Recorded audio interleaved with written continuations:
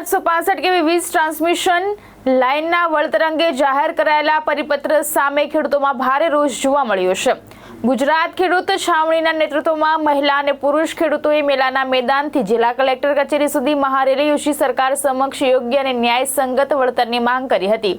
ગુજરાત સરકારના ઉર્જા અને પેટ્રોકેમિકલ્સ વિભાગ દ્વારા ઇલેક્ટ્રિસિટી એક્ટ 2003 અને ટેલિગ્રાફ એક્ટ 1885 હેઠળ 765 કેવી વીજ ટ્રાન્સમિશન લાઇનના વળતર અંગે પરિપત્ર જાહેર કરવામાં આવ્યો છે।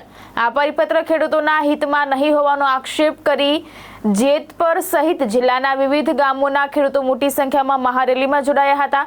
ખેડૂતોએ હાથમાં બેનરો રાખી સૂત્રોચ્ચાર સાથે જિલ્લા કલેક્ટર કચેરી સુધી રેલી યોજી હતી। ત્યારબાદ પ્રતિનિધિ મંડળે કલેક્ટરને આવેદનપત્ર પાઠવી પરિપત્રમાં યોગ્ય સુધારો કરવા અને ફેરફાર નહીં થાય ત્યાં સુધી તેની અમલવારી સ્થગિત રાખવાની માંગ કરી હતી।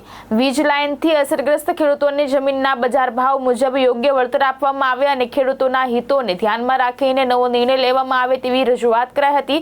ખેડૂત આગેવાનોએ માંગનો વહેલી તકે ઉકેલ નહીં આવે તો આગામી દિવસોમાં વધુ ઉગ્ર આંદોલન કરવાની ચીમકી આપી છે। મહેશ ઉતેરિયા, દ્રષ્ટિકોણ ન્યૂઝ, સુરેન્દ્રનગર।